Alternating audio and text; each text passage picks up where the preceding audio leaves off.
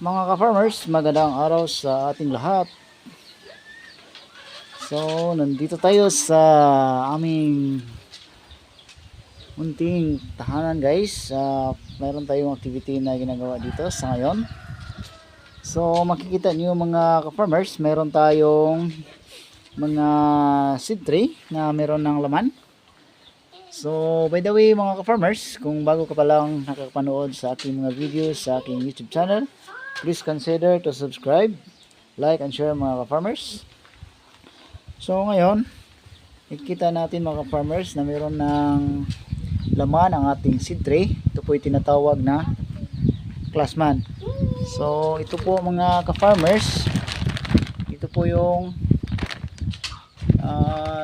TS tray, Classman mga ka-farmers. At ito po yung mabibili sa mga agricultural supplies mga ka-farmers. So dito sa Cebu, pwede pong mabibili online at saka mabibili sa Dading's Agricultural Supply doon sa Cebu City mga ka-farmers. Bali, ang ginagawa natin sa ngayon mga farmers ay tayo po ay nag-prepared para sa panibagong taniman ng ating siling panigang. So gumagamit po tayo ng Lava F1 mula sa S2S Seed Company mga ka-farmers. So malalaman natin ngayon mga ka-farmers kung magkano o ilan lahat ang seeds na laman sa isang can ng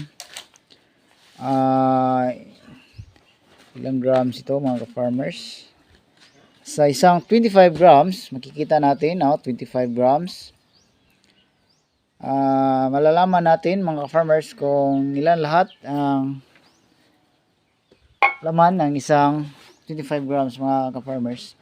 So bali, ito po yung ginagawa natin. Manual po yung paglalagay ng seeds bawat butas mga ka-farmers. Bali, ginagamit natin yung seed tray mga ka-farmers ay 128 holes. Then meron din tayong option na pwede tayong gumagamit ng 104 holes.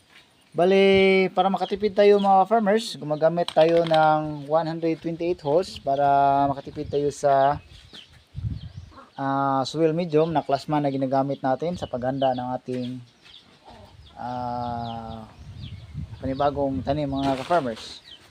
So sa ganitong pamaraan, napakasimple lang at saka advantage tayo mga ka-farmers dahil ngayon po ay tag-init. So karamihan yung mga farmers natin dito sa area mga ka-farmers ay gumagamit sa traditional na pamaraan na gumagamit po ng seedbed. So tayo po ay gumagamit ng seed tray at saka gumagamit tayo ng TS tray na Classman soil medium. So advantage tayo mga ka-farmers dahil sa ngayon ay nakapag-prepared na tayo, habang yung iba nating mga farmers ay hindi pa dahil naghintay sila sa malalakas na ulan para makagawa sila ng seed tray at saka makapagtanim. So bali, ito mga farmers, maghintay na lang tayo ng isang buwan or mahigit isang buwan mga farmers. Kapag ito na ay sumibol, pwede nating i-transplant. So bali mga farmers, bigyan ko kayo ng ideya kung magkano ang laman ng isang 25 grams. Bali, ito lahat mga ka-farmers na seed tray ay 38. Then 128 holes. So kayo na lang mag-compute mga ka-farmers kung magkano lahat yan.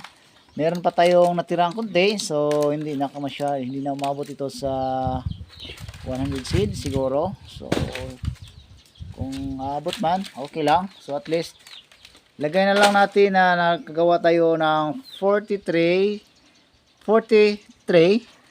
Then to be multiplied mga ka-farmers ng 128 holes. So kayo na ang magbilang mga farmers kung ilan ba lahat.